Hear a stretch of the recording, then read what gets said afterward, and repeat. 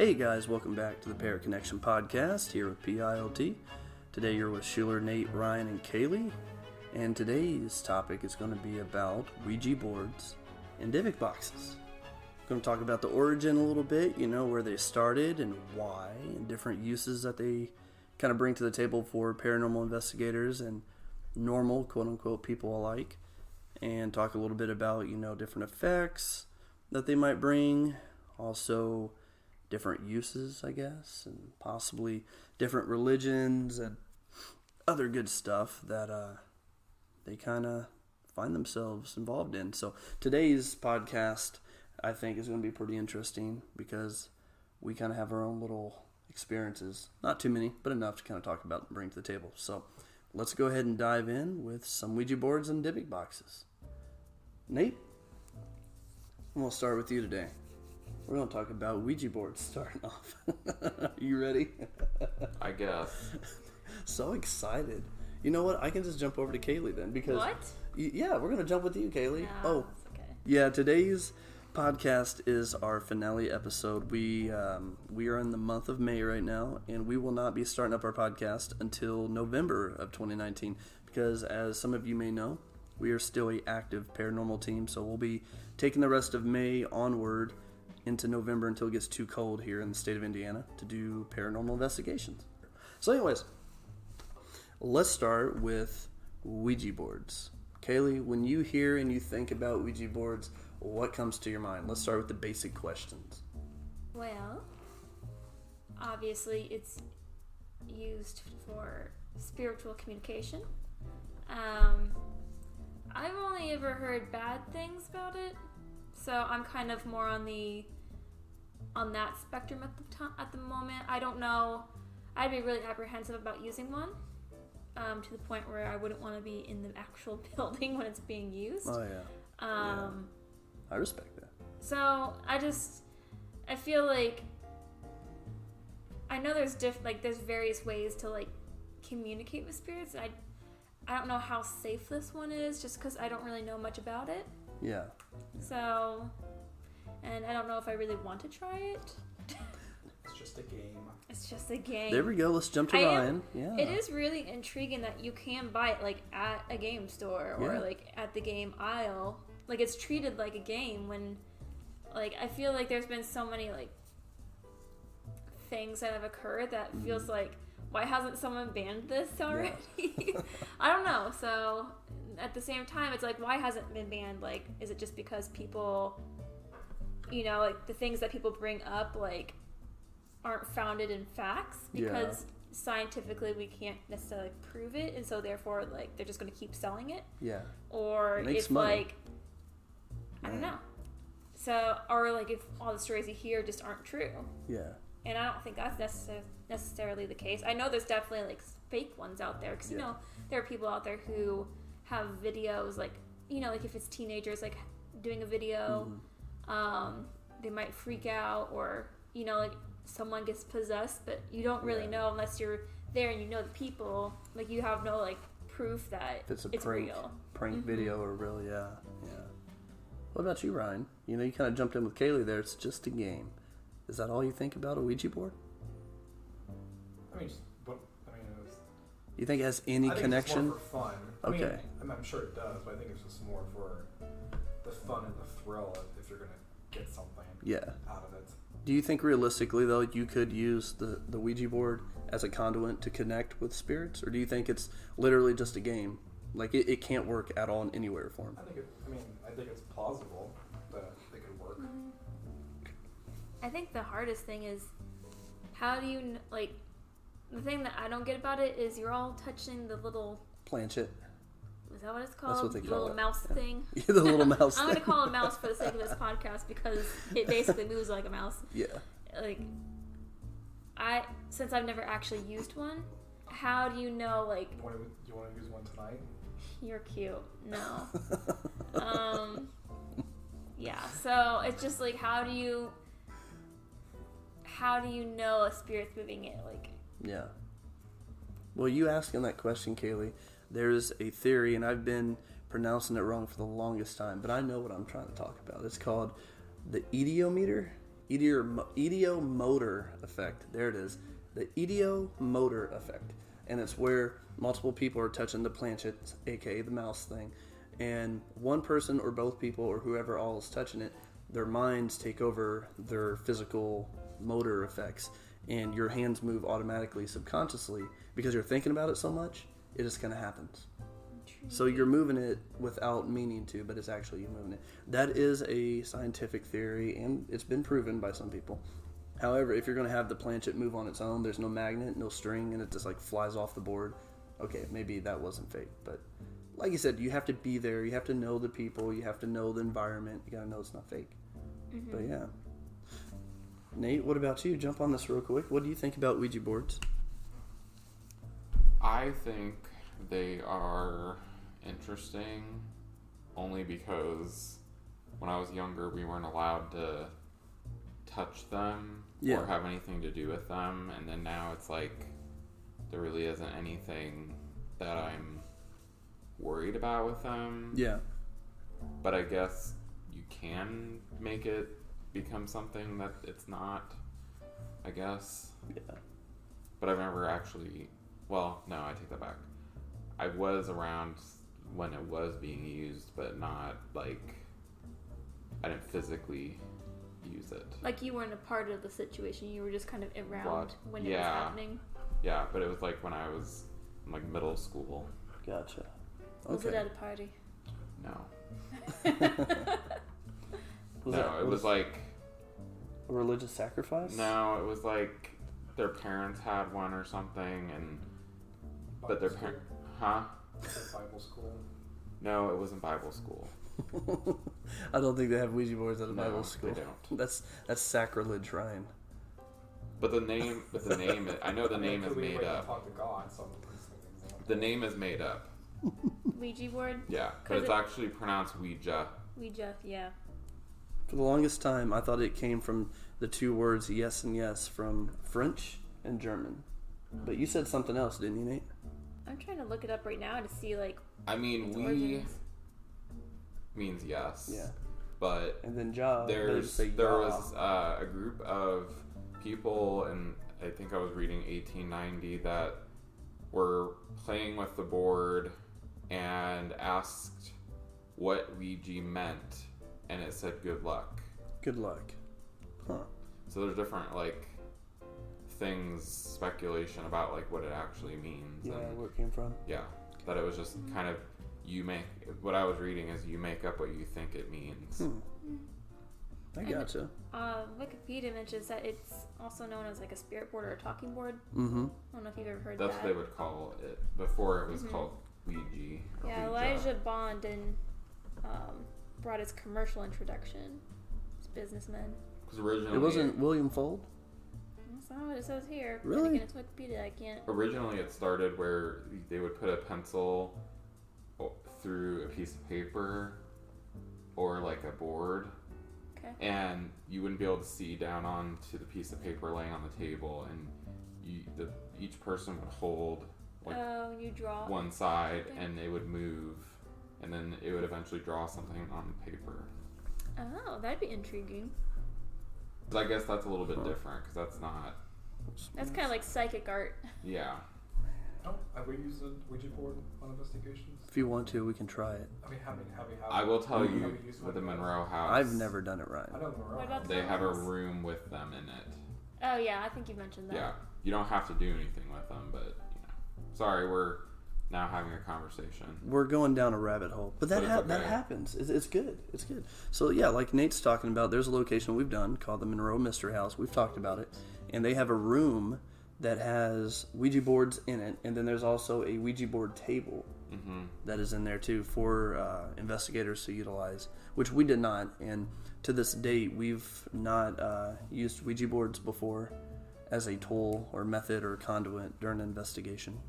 Fun fact, according What to you got? Wikipedia, one of the first mentions of the automatic writing method, as it says, used in the Ouija board is found in China around 1100 AD during the Song Dynasty. It goes that far back. The that's just one of the first mentions of something that's basically like a talking board. Okay. The method was known as Fuji planchet writing. The use of planchet writing as an ostensible means of necromancy and communion with the spirit world continued, and blah blah blah. Until it was forbidden in the Qing dynasty.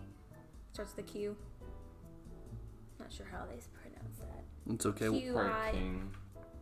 So yeah, I'm looking up the history of the Ouija boards along with you, and I'm currently on Wikipedia, which I know isn't the best resource, but it can be at sometimes. And for the longest time, I've always taken William Fuld as the originator of the Ouija board, but I'm seeing the name Elijah Bond, like you were talking about, which was he brought that in first in 1890, and yeah, it was a really big thing for like World War One up and through World Civil War War. Two. Yeah, Civil War. Like right here, it says that it was really popular because so many people died. It was known as a very well accepted parlor game. Yeah, people would play it like secretly. Yeah, because it was still Especially- taboo, but Well, because in the Christian and Catholic religion, still to these days, it's known to be evil. Yeah. But occultists say that it's obviously, there's nothing wrong with it because it's a made up thing. Mm-hmm. But I think it was made to be something more than it was. yeah. Yeah, and it was like, it wasn't necessarily a game back in the 1800s. It was more of like an actual tool to connect to families during the Civil War. And then over time, it became more commercialized and wasn't taken as seriously anymore. I guess when you think about it, it's no different than like tarot cards and Yeah. psychic readings. Very true. Because it's all trying to communicate with something that's been gone. Well, if you think about it, looking back at the history of it, obviously people are going to tell you that it's evil, Yeah. but the origins of it were not.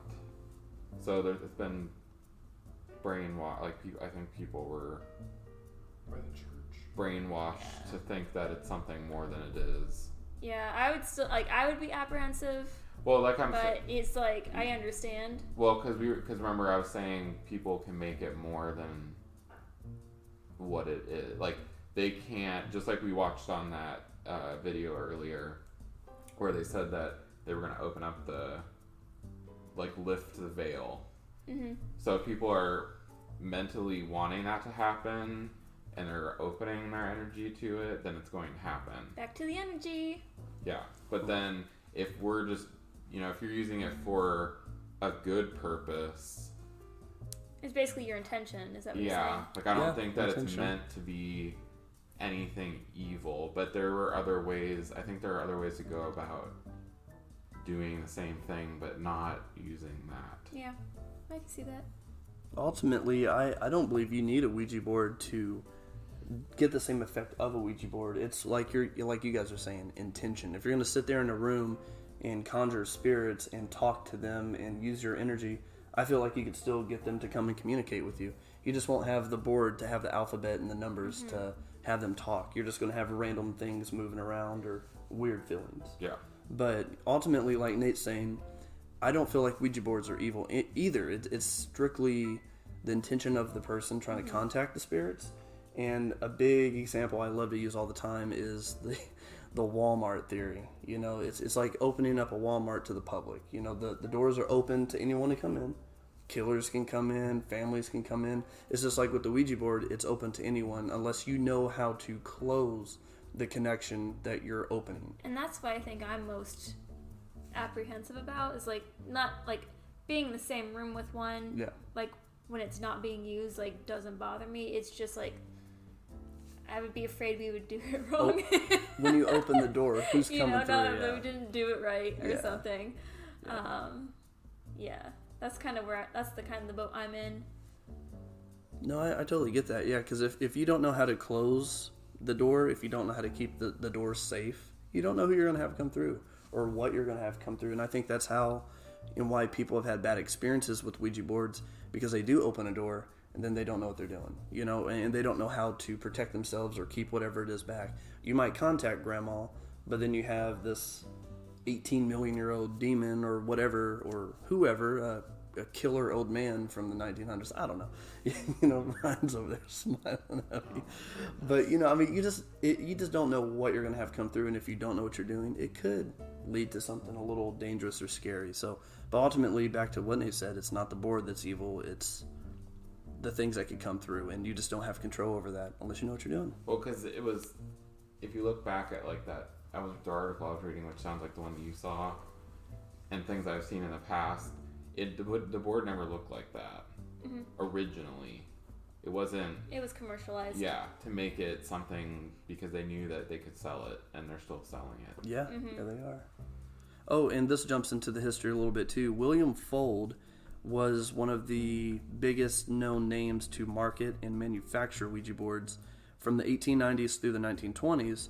However, he was not known to have invented the Ouija board. He just kind of took the name and he took what was already made. So Elijah Bond could have been the original creator. It wasn't William Fuld. He just kind of took what was there. And then he patented the name and made a crap load of money. Which is why now it's a game. A game. Yeah, it's like Monopoly or Chutes and Ladders. Did you mention how they came up with the name Ouija? Because I know you said, like, supposedly someone heard, like, someone tell them what Ouija was, like, via spiritually. I think that was Nate. What I read was in 1890, it was a group playing. I think it was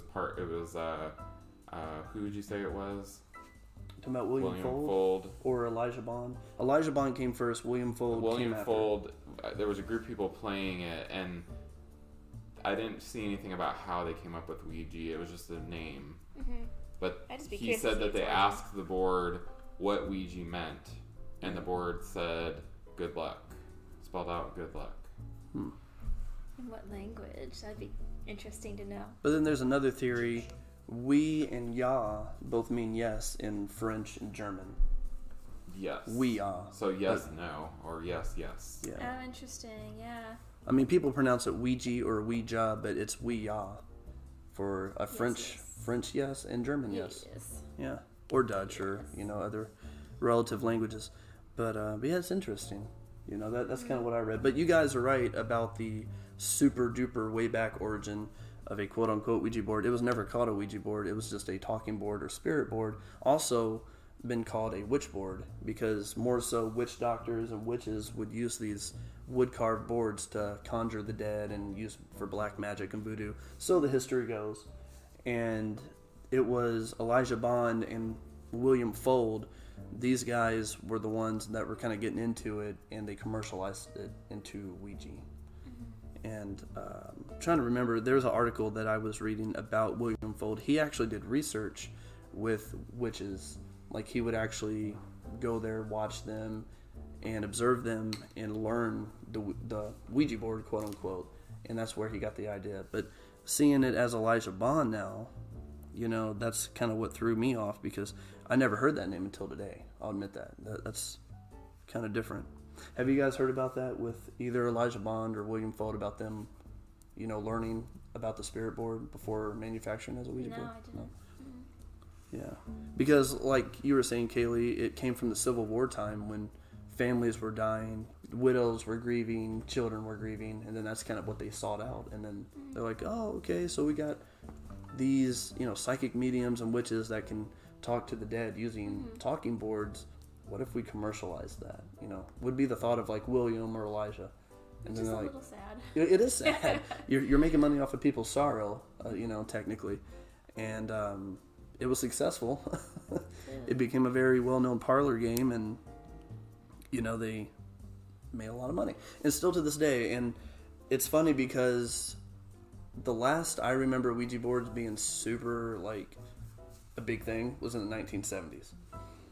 So after the 1970s, it's like the Ouija boards just kind of died off. 1980s, 1990s, they were still selling them because in the 1990s they made a glow-in-the-dark Ouija board. Wow. Yeah. So one of the first mentions of automatic writing method used in the Ouija board is found in China around 1100 AD in historical documents of the Song Dynasty.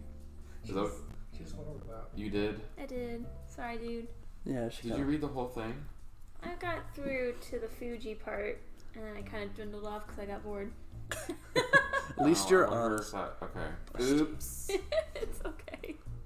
But to add on to some of the history with what Nate and Kaylee were talking about earlier, it's like the Ouija board kind of died off from the 70s, and then it didn't start to come back until like the 2010s, because they've made the movies now, they've made new boards. I mean, it's just blown up. What you got, Ryan? One of the first mentions of the automatic writing method. All right, you're done. Nate just walked away. He's done. Ryan, you be nice. You be. Oh my god. Well, I wonder if Ryan's bringing comedy to what the do you family. think about it, like in the 2000s, like in the early millennia, of the 2000s. How do people refer to that era these days? The 2000s and the 2010 teens. I call it like 2000s teens, and then 20 teens or something. That's when you start seeing all those like ghost shows coming out, like the ghost like investigation shows, and so I think that's rising in popularity. Especially with like people getting away from the church and exploring more spiritual type things. I feel like that might also contribute to it, and plus nowadays with like all the different gadgets we have for like ghost investigations, I think it's opened the Ouija board to back up to be used again. That's true. Yeah, that's very true, Kaylee. Yeah, because it's like a 20-year break, and you don't hear much about paranormal. And then the early 2000s. Much happened in the 90s, it's like, I mean, obviously there was always still war and something terrible going on somewhere in the world, but like, it was pretty tame compared to the World War, and at least in the U.S. Well, they just kind of disconnected spirituality with war, because like the Civil War up to World War I and even II a little bit. That's when Ouija boards were still a fire thing. Everybody had one. Everyone wanted one, and then it's like.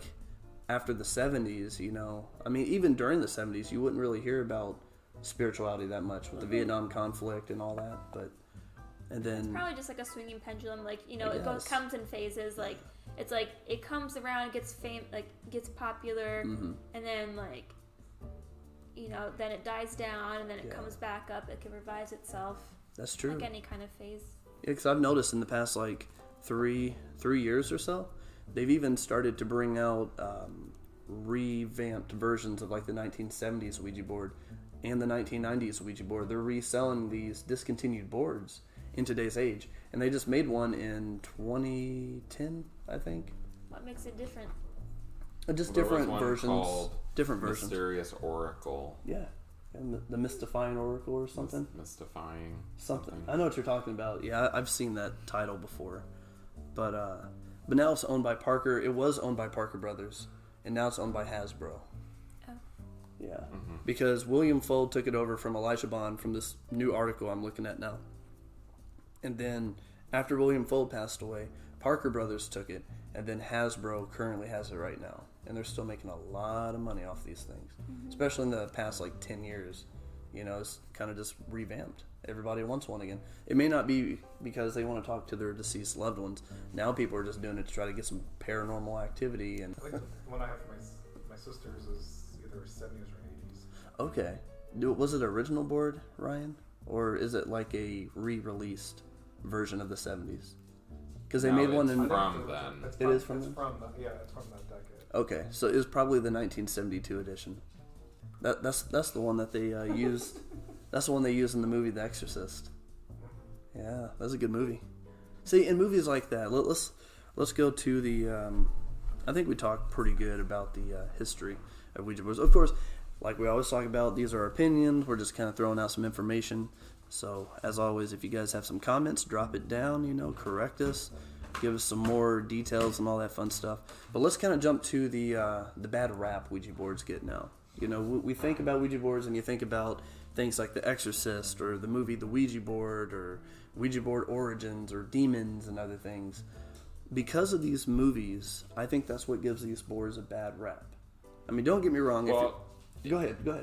It all comes back to the brainwashing, in my opinion, because my stepmom at the time, she would catch, that was put into our head that it was bad. Yeah. But there was never an explanation as to why.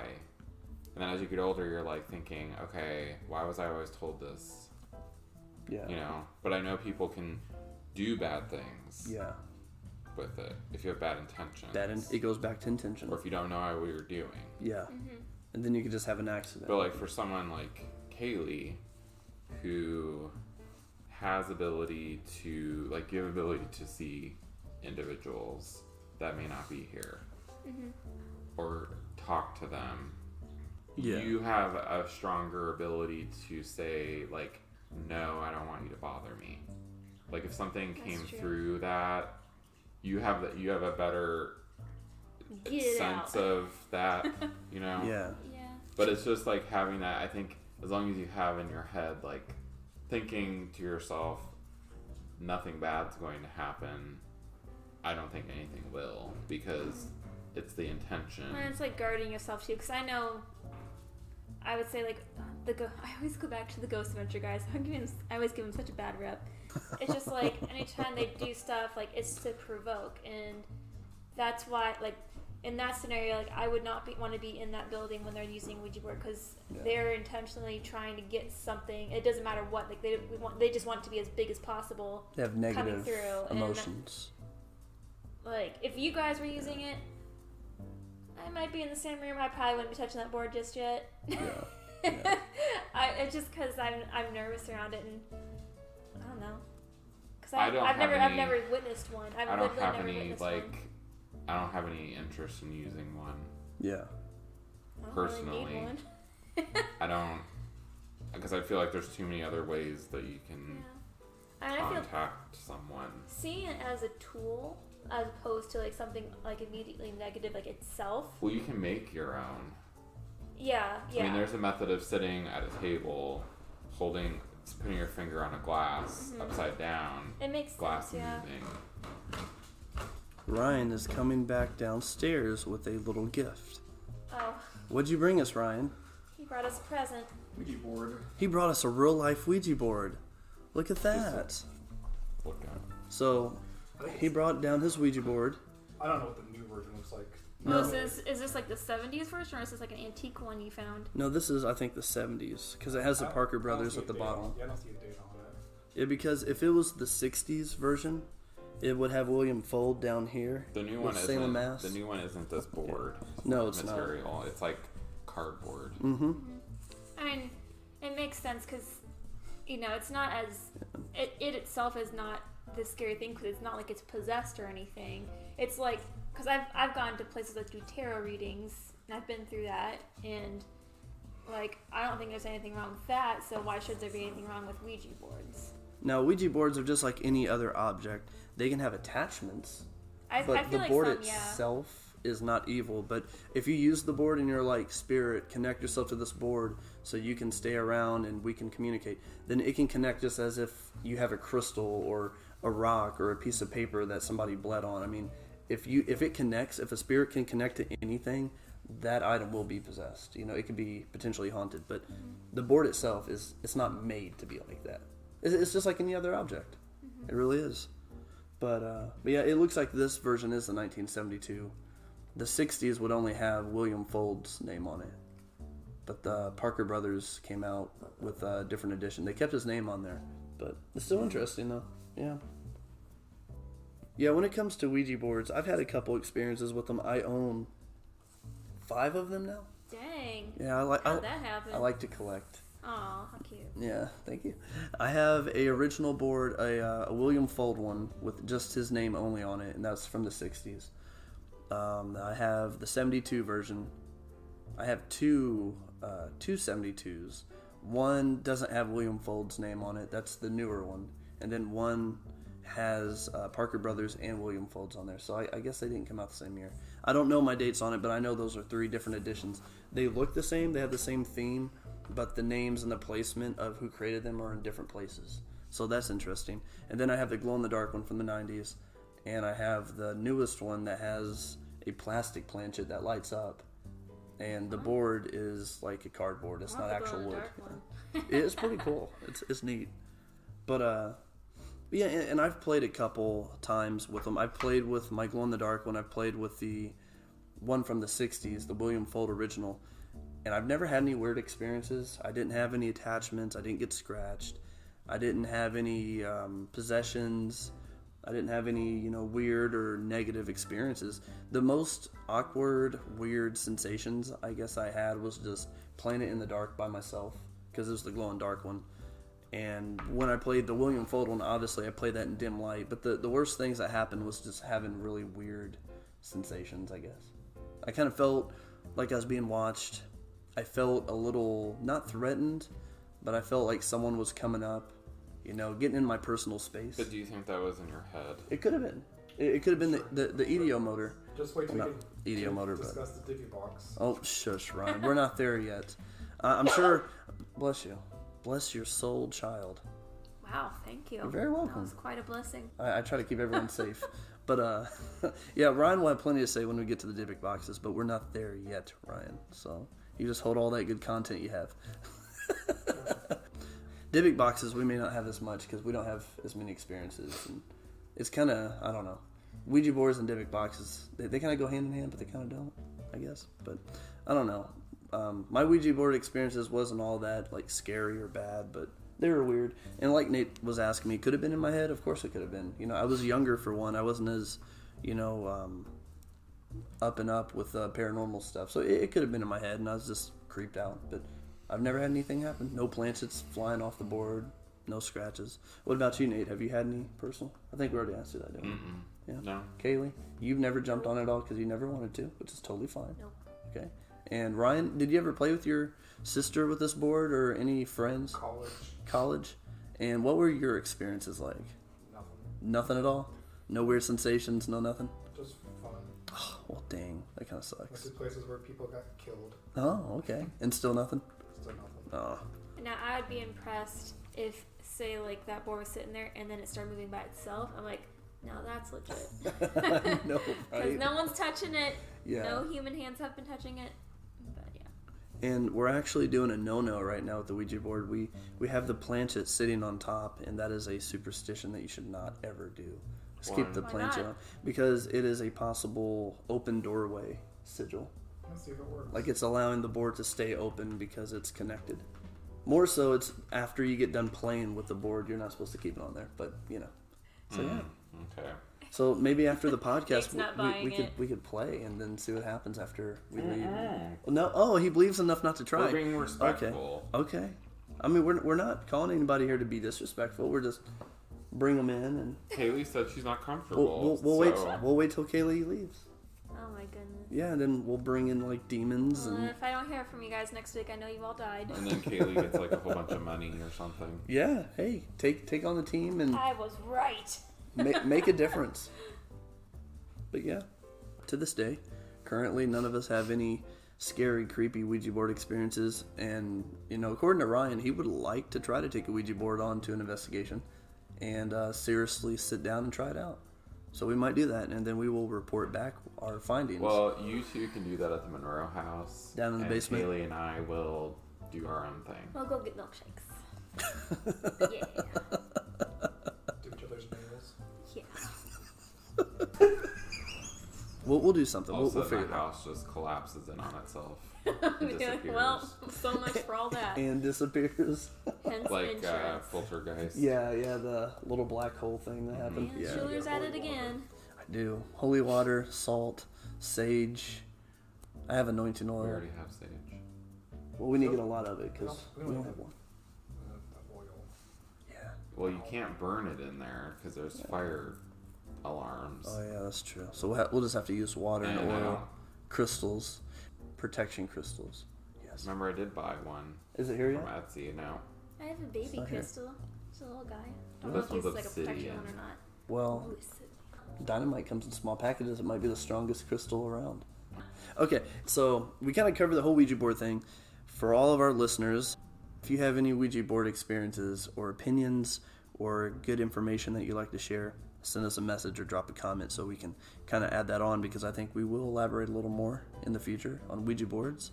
I don't know about Dybbuk boxes because we haven't really had that much experience with it, and they're kind of different and unique in their own way, but Ouija boards are fun. Okay, so anyway, let's jump on to Dybbuk boxes. Let's start with some origin. Personally, I first learned about Dybbuk boxes by watching that movie with Jeffrey Dean Morgan in it. You guys remember that movie? No. Oh, you gotta remember the movie. You don't know what it is. Well, it's been a while. I've seen it once.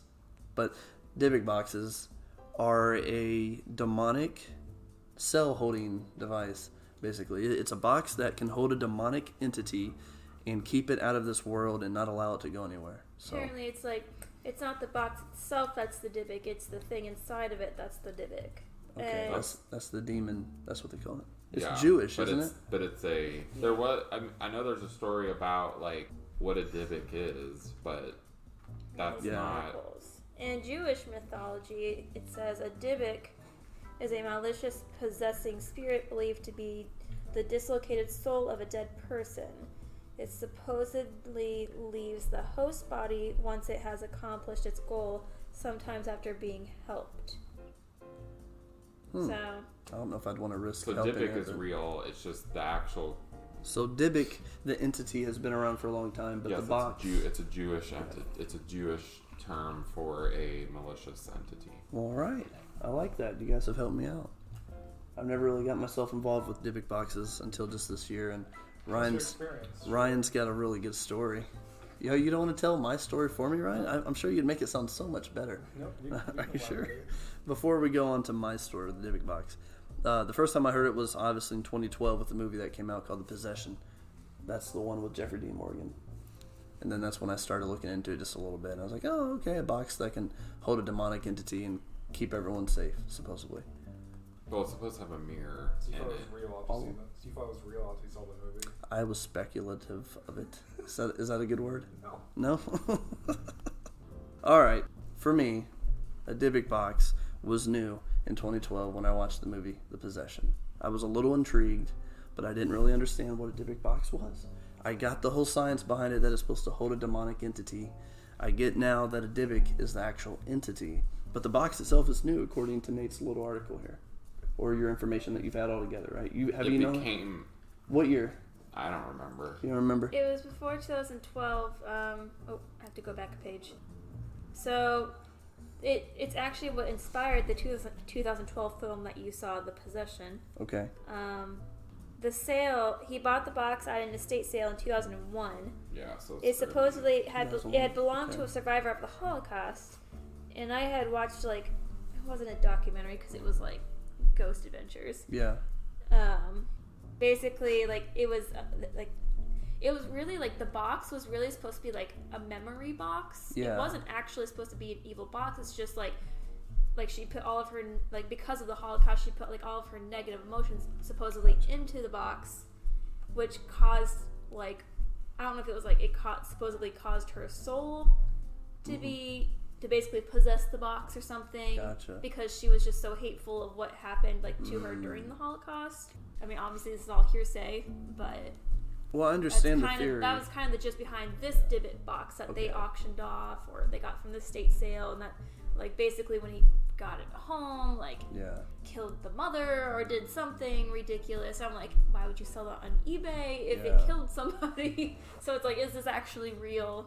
So, allegedly, this box, the one from 2001, the original quote-unquote Dybbuk box, wasn't really a demonic entity. It was just a really negative, mean old woman that was sadly a victim from the Holocaust. And obviously, having her possessions in there and her hair were the things that attached her to that box. And when the person that bought it opened it, it released her spirit that supposedly got caught to it. And she came out and started to attack people, allegedly. That makes sense. But a Dybbuk itself is known to be a negative, nasty, possibly a demonic entity. Yeah. Right, Nate? It's what we call a demon. It's what we call demon, but it's It's in a Hebrew. Jewish version Of a demon. of a demon. Okay. And Alright. when I was reading up on the Dybbuk itself from Jewish mythology, it was just saying that it's almost like one of those wives' tales where it's it was something so simple as if you have an entertaining doubt about Moses crossing the Red Sea, it opens your household to a Dybbuk possession. Gotcha. It's one of those things. It's there's just a lot of things around it that you don't know are true because people say anything could cause you to be it's basically just a demon, like Nate said. It's just something bad that if you get out of line, you're going to get possessed. Yeah. Kind of thing. Okay. So kind of like the good old folklore tales that help kids go to bed, quote unquote help. You can buy one for $500 on Etsy. 500. You should get one. You should get the 500. Use a credit card. Caution. I posted pictures of the box because I have gotten so many requests for photos. As the person got scratched. I want to see the picture. All right, so my story with the Dybbuk box. This is what Ryan's been wanting me to say this entire time. He likes to call me gullible. I like to say that I'm open-minded and I want to learn for myself. As a paranormal investigator, you have to get yourself involved into things that may be real or false. And I bought a quote-unquote Dybbuk box off of eBay for $32. Like Kaylee's saying, it's an experiment. I wanted to try it out. I wanted to see how real it is. It was waxed up. The box looked like it came from Michael's. It was new, very light. And initially, a Dybbuk box is supposed to have some type of object in there, some type of attachment, something that a spirit can attach itself to. After doing further investigations, research on this box, we opened it and there was nothing in there. It was just a wooden box from Michael's. So that sucked. However, when I first got the box, it was pretty interesting because I was getting signals from the EMF detector, and it turned out, more than likely, it was my Wi-Fi signals. The only thing that threw me off, though, and still to this day it kind of makes me wonder, like, what the hell happened, was when I tried sending you guys a video of the EMF going off in our group chat, it failed to send. And it wouldn't let me send. And I've never had that issue before. And I had perfect signal. I didn't have any issues with that. But it wouldn't let me send it. So you had to turn the Wi-Fi off at that point? No, I hadn't done anything to it. Because you didn't know that the EMF reader was reading the Wi-Fi. The Wi-Fi was still on. And you live in the country, right? Kinda. Yeah. Out in the middle of nowhere. Yeah. Yeah. I'll do it. Yeah. But I mean, I never have issues with that. Even before that. Even now. I haven't had any issues sending video to people. Was it a dark and stormy night? No.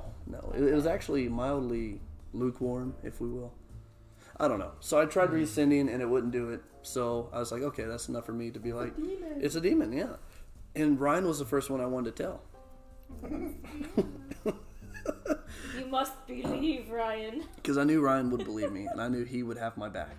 But anyways, after having a mini freak out, because I'm sorry, I'm not going to take the chance of having a demon run loose in my home. So you wanted to make it run loose in their home. Yeah, so I sent it to Nate and Ryan. Well, before I did, I blessed it. I put anointing oil on it, said a prayer, because that's my belief. That's how I roll. And then you probably neutralized it. Maybe I did. I don't know. A week later, I gave it to Nate and Ryan. Let them play with it for a little bit. You're welcome. They didn't have any activity. Then shortly after, Kaylee and I, we came over. We had our meetings that we do, and we opened up the Dybbuk box, and we found nothing in there, and nothing happened. And even to this day, we haven't had anything happen. So, again, more than likely, it was the Wi-Fi signals that I captured on the EMF. Video, I don't know. Maybe it's just a crappy signal that just happened out of nowhere, But go figure, it would happen while having a quote-unquote Dybbuk box. I mean, why didn't it happen? I'm just trying to send you something. You're freaking out about it. So you're saying it could have been my energy that messed up the video because I was freaking out? Stupidity, I'm guessing. No, it's my spirit. That's what it is. It's my spirit, Ryan. Ryan, you have to believe. We can save you. It's okay. Oh, it's all right. We're going to save you one of these days. When he's against the wall, what are we going to do for Ryan? Nothing. His feet are like 10 feet above the ground. I'll be fine with that. Well, I will Have a record nice it. I want to float. Have a nice afterlife.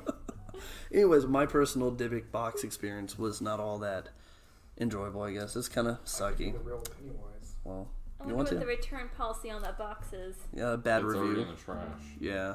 I know. It's been properly disposed Well, of. technically, if that guy claimed that there should be something in there, Mm-hmm. and there wasn't, you could technically go back and be like, hey, fool, there wasn't anything in the box. Well, he was smart, or she, and there's a little disclaimer at the end that says that this is not guaranteed to have paranormal activity. Everyone does that when they sell stuff like that, Yeah, little novelties or whatever. But I mean, it's something you do as a paranormal investigator. You go in, trying to see what you can find. If you get something, you do. If you don't, you don't. It's just what you do. As a paranormal investigator, you got to expect it. So my experience was kind of a bust, but at least you learned. Nate, what about you? Have you had any experiences with Dybbuk boxes? Never. Never ever? Nope. Have you done any research other than just recently to look into it? Have you heard any stories from like friends? I mean, I did more research when I heard you were buying one, but that was about it. Okay. I don't even want to ask Ryan, but I guess I have to. Ryan, what about you and Dybbuk boxes? No? Kayla? Anything for you personally with Dybbuk boxes? I got nothing. Nothing? I feel like it's just a phenomenon, like one of those, how do you say that word? Like, now phenomenons, like, it's not that old. Yeah. So I don't really urban legend. believe in it. Yeah. I mean, it's scary to think that, like, oh, did this person actually die from having this box? But I'm like, I wasn't there. I don't have the facts. So, like, I can't really say that, like, I can't let that scare me because I wasn't there to see it. Exactly. No, I totally get that. Yeah, I do. So with the, let's go with the actual belief of a Dybbuk box being real. You know, the origin of it and the nature of it. Ryan? Fake. If you came in contact with the Dybbuk box, how would you react to it? Do you believe that they do work? No. Would you be cautious with it? No. No? Would you open it? Yeah. Would you? Oh my god. Didn't they, like... You're going to get us killed one of these days. Well, they had that guy. You can't be scared of it. You have to do it. No, you got to be scared. Well, Go ahead, Kaylee. You know that show that, not Ghost Adventures, but it's the one where it's like his like haunted museum of haunted things. Hasn't? Yeah. In they Vegas. invited the guy on who had these quote unquote original Dybbuk box, and they made him open it in a basement by himself, and he like supposedly like spoke in like he basically started speaking some like weird verse thing, but if you look it up, he basically it was a poem he had written like years ago, so it was just like promoting himself, like really. Yeah, so I mean that episode was really like, I mean all of his like museum shows, like I just watch it for the heck of it, but like that one just like really irked me. I was just like, this is stupid. I'm done. But what about you, Kaylee? Like if you came in contact with the Dybbuk box, let's say we go on an investigation one time and the people that have the location, they own this location, they also have a Dybbuk box on site. How would you react to it? Would you be cautious? Would you believe that it possibly is haunted? Or do you think, like Ryan does, it's just more of like a prop and there's really no real life to it? I mean, I'd probably be like cautious for like the first hour. Yeah. But like when nothing's happening, I'd be like, obviously there's nothing. Yeah. I don't know. Like for me, it's like I always stick to the side of caution because it's like maybe it's like the what if factor. Because you know it's like I don't know. It's one of those things like I've heard the stories, but since I never witnessed them for myself, I can't say if it's true or not. So I would be cautious, but I wouldn't like. I wouldn't go and open it or do anything. I would just like continue through the house or wherever I was at investigating. Gotcha. Yeah, I was gonna ask you if you would open one, like a legitimate one from like the 30s, or you can tell there's age to it and it's been passed down. There are actually more Dybbuk boxes. Like I feel like it's only that one. Like it's something that was just made from that one family. Literally, yeah. I literally have never heard any other story except that one. Yeah. Yeah, same here. I haven't come across any articles or experiences from people. And so in my case, it's like it's not like, oh, it's Dybbuk boxes. It's like what if it's just a box that's possessed? Yeah. Like it's not an actual thing. It's just a possessed item. A haunted object. Yeah, I get you. And so like those can be dealt with supposedly. Yeah. I don't know. Nate, what about you? How do you feel about Dybbuk boxes? Do you believe that they could be real? First off, you don't really think that they're a thing? No. Okay. Well, what if you came in contact with one? Would you open it? Yes. Or would you be cautious? Also, you're jumping on the bandwagon with Ryan now. Well, I know that they're not real. So you don't think that there's a possibility of someone taking a box, having something attached to it, and I mean, it's being possible, like but Kaylee how said? do you know? You don't. Until you research it, investigate it, and get like involved we with did it. with your Well, plywood my plywood box. Well, you have to go in. You have to give it a shot, and at least I only paid $32 instead of $300. You're just a product reviewer, so that the rest of the population doesn't have to buy one. Exactly. You know, it's just like when we go to an investigation. We do a 2.5-hour drive. We waste time and gas to go to a location that's allegedly haunted, and when we go there and we don't get anything for 6 to 8 hours. You're welcome, people. Exactly. You didn't waste the 2.5 hours. You didn't stay up all night. Exactly. See, Kaylee's making some really good points right now. Nate and Ryan. See, now these listeners, they don't have to spend $32 on a fake Dybbuk box. That's what we do as paranormal investigators. We help our communities. You're our hero, Schuler. I try. We will be selling our own Dybbuk boxes next year, so if you like to buy We'll some. be in the pirate pawn shop. at your local truck stop.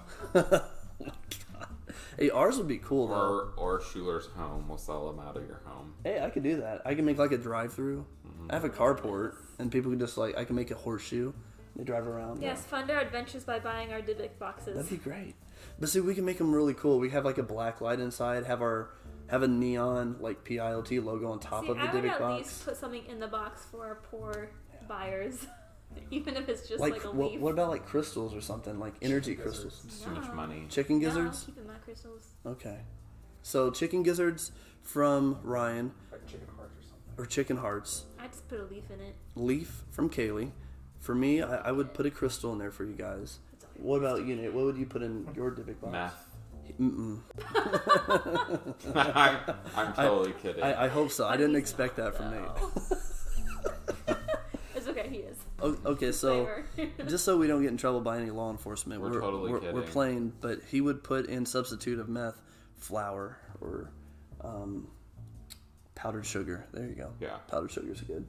I like powdered sugar. At least make it powdered Goldfish. aspirin so it's useful. Yeah, that can help. Because of the headache of them buying. Yeah. We're going down another rabbit hole, and that's all right. Fine. Okay. But yeah, for me, a Dybbuk box, I believe that I'm going to go with Kaylee on this. I believe a Dybbuk box could be real, potentially. More so just a haunted object. I believe it's just another name for a haunted object. And it's become a commercialized item, like today's Ouija board. You know, these things could have started out as something way back in the 1800s. I believe more in the Ouija board than the Dybbuk box. You believe more in the Ouija board than the Dybbuk box? Kaylee, you're the same way as Ryan? Ouija boards? Nate? Ouija board or Dybbuk box? What's more possible to be real? Ouija board. Ouija? I have to go with Ouija. Myself. Well, okay. What if Osbro didn't get into it? You think so? There was some comedian. There was one guy who was talking about, it's kind of borderline this but not, but it was like religions and how like, you know, like Scientology isn't technically a religion. He's like, for it to be a religion, it's gotta be old. It's gotta be around for a long time. Like the guy who invented the religion can't be still alive. And so it's kind of, in my head, it's jokingly similar to the Ouija board. Like that's a good it's point. It's more believable than the Dybbuk box because it's old. It's been around a lot longer. Yeah. You know? That's very true. That's my joking ending closing statement on that. Well, I respect it, Kayla. I really do, because I mean, you're right. I mean, so as a comedian, if it's older, I mean, it's more believable to actually have an effect because people have passed it on too for so long. But ultimately, my conclusion on this is Ouija board and Dybbuk boxes in today's society are kind of both the same thing. They're a commercialized item that people in the paranormal communities see, you know, as maybe an item or some type of tool, you know, whether or not you're going to use it to investigate or you're going to use it to try to cleanse an area by connecting to this item and then ultimately destroying it or putting it up in a museum as some people do. I don't know. But it seems like regardless, it's more commercialized now than actually being a delicacy or a taboo activity, I guess. But I don't know. If you guys had to, one more good question about both these items. If you had to, for an investigation or just to be around it, what would you rather be around, a haunted Ouija board or a haunted Dybbuk box? That's like for sure haunted. Ouija board. Ouija Dybbuk board. box. What? Why a Dybbuk box, Ryan? Why a haunted Dybbuk box? Because he wanted to be different than the other answers. Probably. It sounds more hardcore than a haunted Ouija board. It does. Yeah, it does sound pretty cool, doesn't it? I prefer the more manageable Ouija board. Manageable. I like Erring it. on the side of caution. Nate, why do you prefer a Ouija board than a Dybbuk box? It feels really haunted. Because I believe in those more than the box. Okay, so you're just going with belief on it. Okay, I respect that. I think I would want to have the Dybbuk box because it's This more... has been around longer. Excuse me, I didn't know you were done. Or you weren't done. Go ahead. Go ahead. Okay, so Ouija board has been around longer. Mm-hmm. It sure has. What else about it? Is it just because it's been around longer? Because you haven't had any experiences from either, but it's more captivating to you to go with a haunted Ouija board. There's just different versions of how it was used. Okay. Yeah. And there's more history with it versus the box. That is true. So you feel like if you had to deal with it, you'd have a better chance of getting rid of it than a Dybbuk box, maybe? Maybe. Okay. Maybe. So yeah, I would go with a Dybbuk box like Ryan, but not just because it sounds hardcore, but because the fact that this box initially should have items inside of it, and that's the cause of the haunting. So if you can get rid of those items, whether it's hair, a key, a locket, or the box itself being haunted, because maybe there doesn't have to be items inside the box. It could be the box itself. Maybe it was a jewelry box that a grandma owned, and the grandchild is the one that's haunting the box, but it meant something to her. And Grandma, I'm angry. Yeah, I don't know, but if you could destroy the box and the items, or just the box, I feel like you'd have a better chance of getting rid of the haunting, because you have this one item with everything you need packed into one. You just destroy it. But I guess you could say the same thing for a Ouija board, but I've heard stories about when you destroy or burn a haunted object, it can come back. So, I don't know. It just depends on what you're dealing with, I guess. So, I think we covered Ouija boards and Dybbuk boxes pretty good. What do you guys think? Yeah. I think it's pretty fun. You guys seem so alive right now. It's such a gloomy day. It's been such a gloomy week. Our energies, our chakras The meal are just has so... mellowed me out. Oh yeah, we did have a really big meal. Nate and Ryan are actually very good at cooking. They're great in the culinary arts. They should actually start up a business. And if and when they do, you can contact them at... No. I'm just kidding. We're done here. Let's see. So of course, as you guys know, if you want to contact us, get on to a future podcast with us, drop a comment below. You can send us a email to our Gmail. Type in PILT Paranormal in the Google search bar, and you'll be able to find all of our outlets, our website, Instagram, Facebook. But we'll keep doing what we do because we love it, and we love to help out our paranormal community, and we love to communicate with everybody, living and deceased. So with that being said, thank you guys for listening. As always, stay tuned for our upcoming podcast episodes later on throughout the year. We will talk with you guys and meet up again. And until that time, stay tuned and stay frosty.